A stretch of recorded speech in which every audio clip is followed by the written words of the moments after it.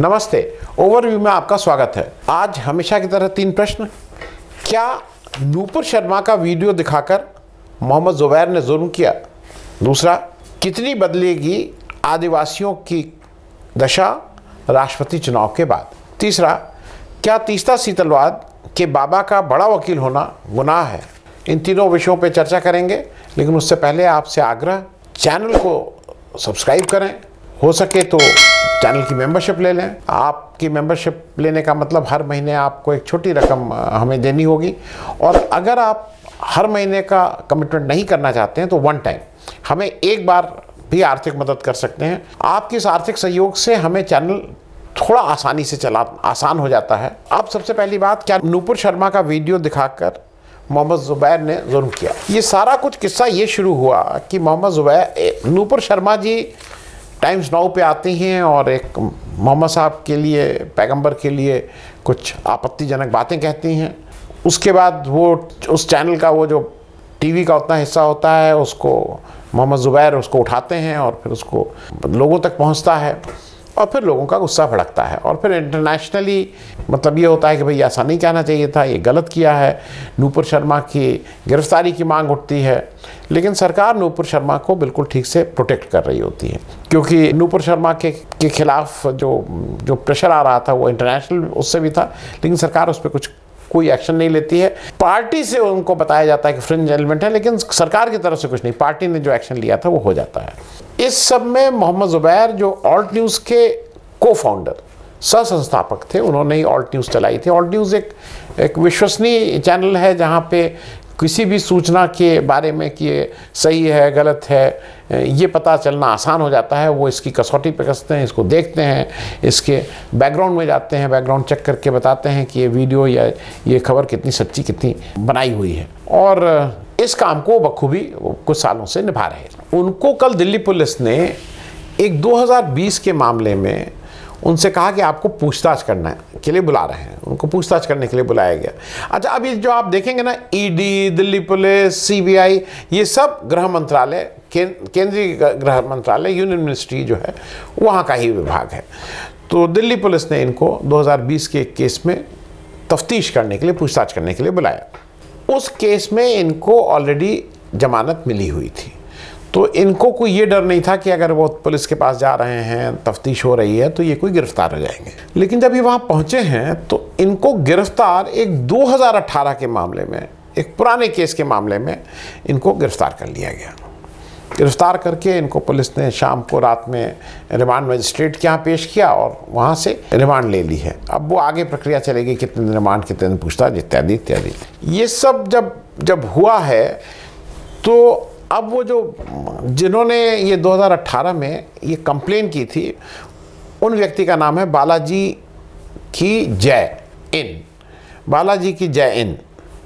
तो ये भाई साहब ने तुरंत हर्ष जाहिर किया, उन्होंने कहा ये बहुत ठीक बात हुई है, और उन्होंने कहा कि मेरी उसी कंप्लेन के अनुसार अब जो प्रतीक सिन्हा है, जो ऑल्ट न्यूज़ के दूसरे इनके को फाउंडर हैं, उनकी गिरफ्तारी कब हो रही है। तो ये तो अब जो मतलब बालाजी के जय इन साहब हैं, ये तो बहुत खुश हैं, मतलब पूरे मूड में हैं, और उनका कहना है कि प्रतीक सिन्हा की भी गिरफ्तारी होनी चाहिए। पुलिस तो अपनी पूछताछ करेगी, वो अपनी प्रक्रिया होगी। मोहम्मद जुबैर जेल चले गए हैं, एक नोन पत्रकार थे इस देश के।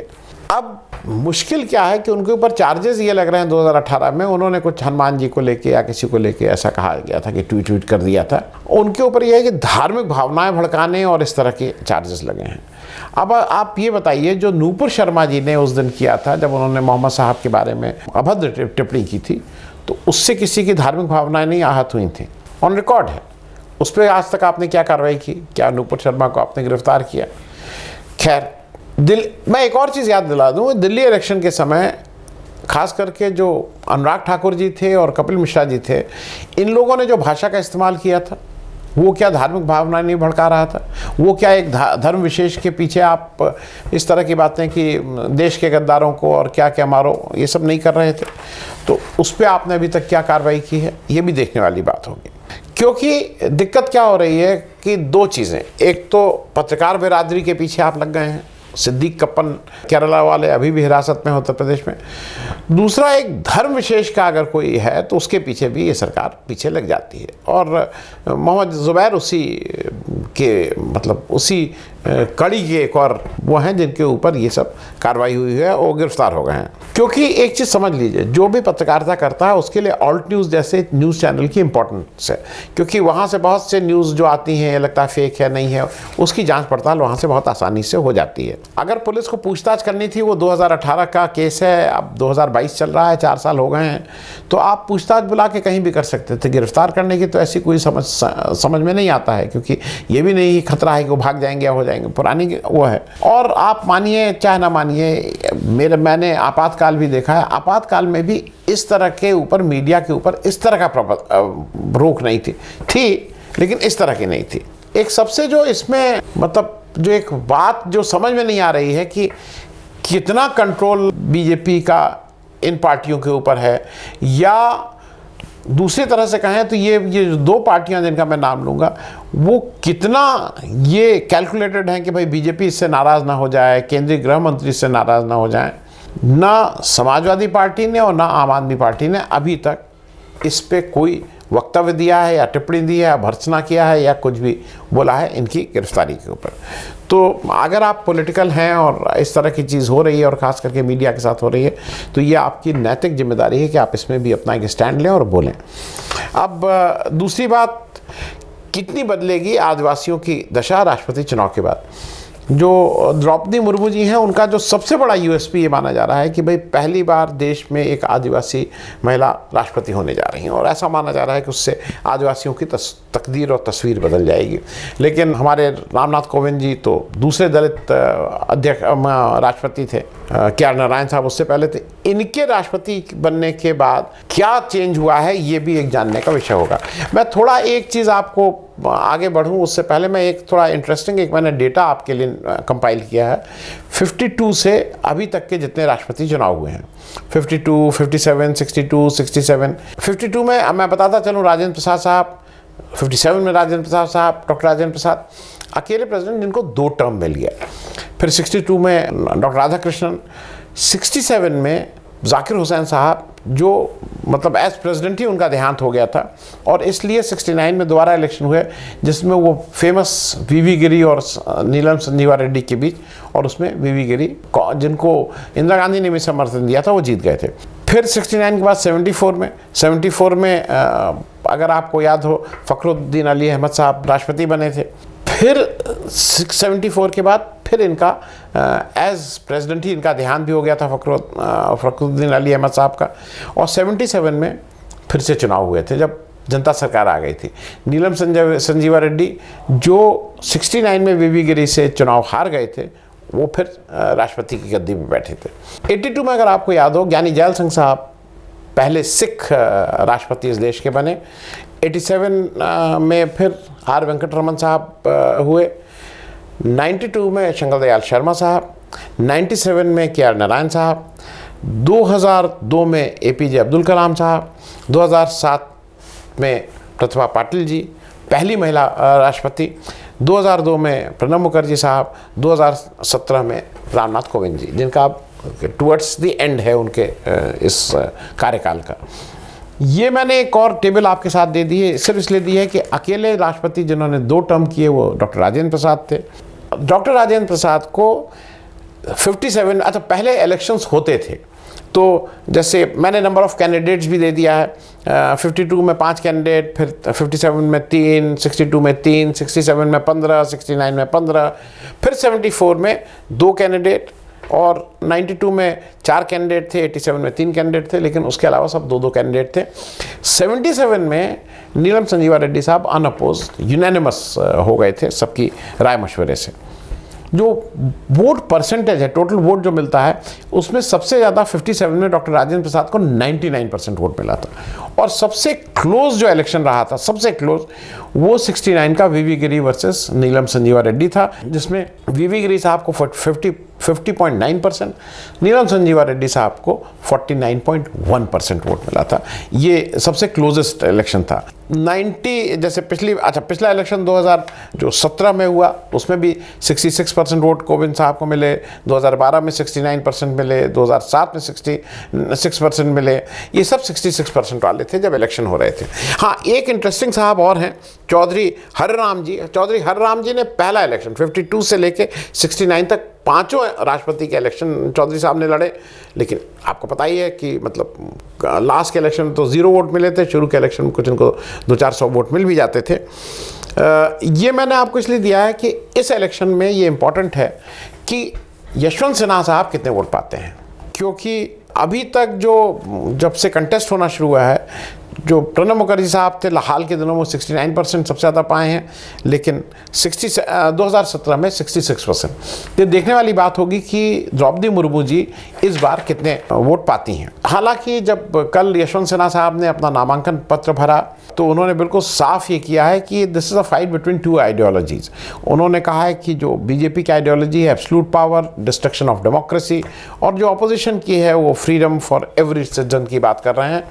कल जो पार्टीज़ थीं और जिनके पदाधिकारी मुख्य जैसे Congress, NCP, TRS, Samajwadi Party, TMC, RJD, RLD, CPM, CPI, DMK, National Conference, RSP, VKK और मुस्लिम लीग, इसमें टीआरएस का केस थोड़ा आपके साथ डिस्कस कर लूँ। टीआरएस के जो राव साहब थे वो पहले बहुत पक्ष में नहीं थे कांग्रेस के वाले कैंडिडेट के साथ जाने के लिए। वो एक थर्ड फ्रंट की कोशिश कर रहे थे, वो और ममता जी ने, बात बनी नहीं, लेकिन लास्ट मिनट में फिर उन्होंने आके कहा कि वो अपोजिशन कैंडिडेट यशवंत सिन्हा साहब ही के पक्ष में वोट देंगे। एक 11 मेंबर की एक स्टीयरिंग कमेटी भी बन गई है।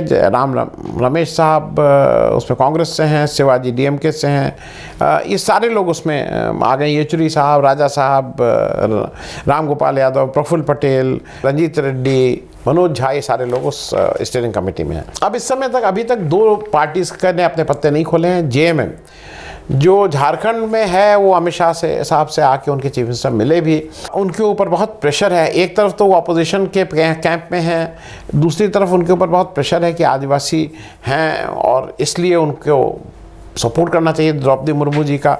आम आदमी पार्टी ने भी अभी तक अपने कार्ड्स नहीं खोले हैं कि वो बीजेपी समर्थित कैंडिडेट को वोट करेगी या वो विपक्ष के लोगों को वोट करेगी। बीएसपी बिना किसी लाग लपेट के वो बीजेपी के साथ चली गई है। मायावती जी का वही ग्राउंड है कि महिला कुछ तो जस्टिफिकेशन मिल ही जाता है, महिला का बात है। द्रौपदी मुर्मू जी जो संथाल ट्राइबल हैं और उड़ीसा से आती हैं, इस इशू को बीजेपी छत्तीसगढ़ में जो आने वाला चुनाव है अगले साल ही, उसमें पोल इशू बनाना चाह रही है, क्योंकि छत्तीसगढ़ झारखंड की तरह ट्राइबल डोमिनेटेड स्टेट है और वहाँ पे वो बार बार ये हो रहा है कि भाई द्रौपदी मुर्मू जी को आप लोगों को इनके पक्ष में वोट करना चाहिए इत्यादि इत्यादि। अब उसको निगेट करने के लिए या उसको काउंटर करने के लिए जो चीफ मिनिस्टर बघेल हैं, उन्होंने एक नया नाम उछाल दिया है। जो उनकी गवर्नर हैं अनसुईया उइके, उन्होंने कहा अनसुईया उइके जी को ही इसका प्रेसिडेंट का कैंडिडेट होना चाहिए था। हालांकि वो बीजेपी की हैं और उन्होंने ये भी कहा उनको इसलिए नहीं बनाया गया क्योंकि वो कभी कांग्रेस में रही थी। तो ये तो हो गई प्रेसिडेंट इलेक्शन की बात। अब क्या तीस्ता सीतलवाद के बाबा का बड़ा वकील होना गुनाह है? ये बात मैं इसलिए कह रहा हूँ क्योंकि एक आ रही है बार बार एक दिखाया जा रहा है। देखिए, तीस्ता जी के बारे में आप काफ़ी कुछ जान गए हैं। एक बार बार दिखाया जा रहा है कि अमिताभ बच्चन का बंगला है जुहू में, उसके 2 घर छोड़ के इनका 4 एकड़ का बंगला है और इतना बड़ा बंगला है और इत्यादि इत्यादि, और कहाँ से पैसा है, ये सब की बातें हो रही हैं। तीस्ता जी के बारे में थोड़ा सा आप लोग जान लीजिए। एक्टिविस्ट हैं इस देश की। उनके हस्बैंड का नाम जावेद आनंद है और वो उनके पिता थे अतुल सीतलवाद। तीस्ता जी के पिता अतुल सीतलवाद जो वकील थे। अतुल सीतलवाद मतलब इनके जो बाबा के थे उनका नाम MC सीतलवाद था, मोतीलाल चिमनलाल सीतलवाद। ये जो MC सीतलवाद जी थे अटॉर्नी जनरल ऑफ इंडिया, पहले अटॉर्नी जनरल ऑफ इंडिया 50 से 63 तक, लॉन्गेस्ट अभी तक के 13 साल तक 14 साल तक के अटॉर्नी जनरल रहे इस देश के। Chairman of first law commission of this country, first chairman of bar council of India of this country. ये उनके बाबा के बारे में बता रहा हूँ। और जो MC सीतलवाद थे उनके पिताजी मतलब इनके ग्रेट ग्रैंडफादर तीस्ता जी के चिमनलाल हरिलाल सीतलवाद थे। बॉम्बे हाई कोर्ट में प्रैक्टिस करते थे, सर की उपाधि थी। जुहू का बंगला उस समय के लीडिंग प्रैक्टिशनर थे। जुहू का बंगला उस समय भाई वकील और डॉक्टर, एक ज़माने में इन लोगों के पास सबसे ज़्यादा पैसा होता था।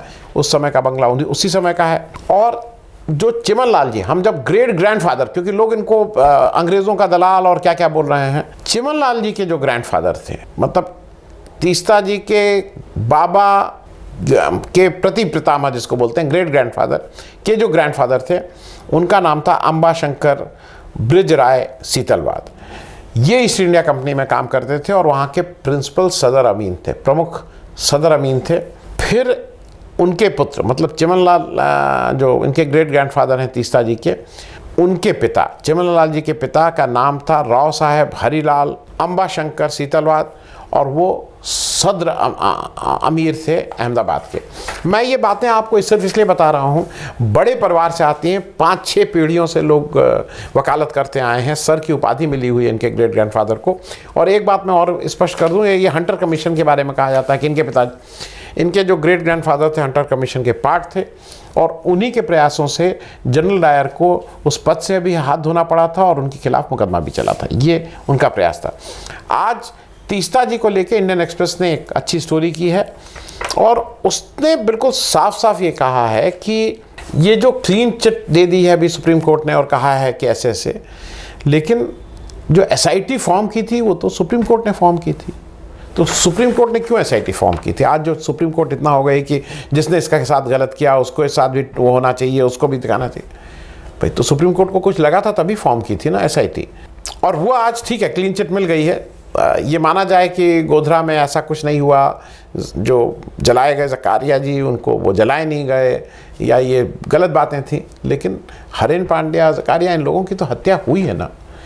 लेकिन सुप्रीम कोर्ट एक ढंग से देखना चाहती तो अलग बात है, क्योंकि सुप्रीम कोर्ट ने निष्पक्ष जांच के लिए बेस्ट बेकरी केस और बिल्किस वाला जो केस था, अगर आपको याद हो, बिल्किस बानो वाला केस, उसको गुजरात से बाहर भेजा था। उनको लगा था कि गुजरात में रहते हुए, जिस समय मोदी जी वहाँ के मुख्यमंत्री थे, कि वहाँ रहते हुए निष्पक्ष जांच नहीं होगी। ये सुप्रीम कोर्ट ने भेजा था। ये सब उस लेख में है आज के इंडियन एक्सप्रेस में। और उसमें बहुत वो भी है कि उसमें जो उस समय के, बिना नाम लिए, उस समय के जो सत्ता चलाने वाले लोग गुजरात के थे, उनके बारे में उन्होंने नीरो से उसकी कल्पना की है, कि कंपैरिजन किया है कि वो जो नीरो जैसे स्थिति थी वैसे ही वहाँ के सत्ताधारियों की स्थिति थी।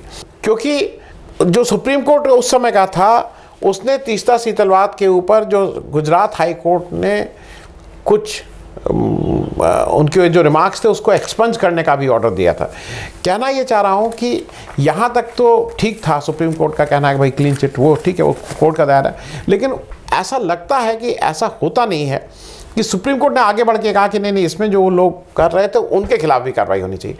आपने कभी सुना है कि कोई गलत FIR, कि कोर्ट में ज़्यादातर case, majority of the cases police द्वारा जो होते हैं FIR, वो छूटती हैं, लोगों के ऊपर पता लगता है कि नहीं, ऐसे दोषी नहीं है। आपने कभी सुना है कि जो जिसने FIR कराई है या जिसने जांच की बात की है उसके ऊपर ये कहा जाता है कि नहीं, आप इसको पकड़ो और इसकी जांच करो? कितने केसेस में आपने सुना है? मतलब ये जो भी हो रहा है, ये स्वस्थ लोकतंत्र के लिए। और मैं फिर एक को जो बात करूँगा, तीस्ता जी को आप कुछ कह लीजिए, लेकिन वो एक एक्टिविस्ट रही हैं जो लोगों के लिए खड़ी रहती हैं, लोगों के जो लोग इसकी दिक्कत है। देखिए, गोधरा में और गुजरात में जिन लोगों ने अपनों को खोया है, चाहे वो हिंदू हो चाहे मुसलमान हो, उस कष्ट को शायद तीस्ता जी कुछ समझती भी थी और उसको कम करने की कोशिश भी करती थी। अब ठीक है, उसमें उनके साथ जो भी हो रहा है वो law of the land will take its time. लेकिन मुझे नहीं लगता है कि तीस्ता जी अब जल्दी जेल से बाहर आने वाली हैं। ये एक लंबी लड़ाई है, देखना है, क्योंकि इसमें केवल लड़ाई इसकी नहीं कि कौन सच और कौन, मनोबल तोड़ने की लड़ाई है। उस जो एक आम आदमी की जो ताकत होती है, उसका जो आत्मबल है, उसको तोड़ने की लड़ाई है। देखते हैं कि तीस्ता जी का आत्मबल और तीस्ता जी का मनोबल कितना कायम रहता है। Thank you so much.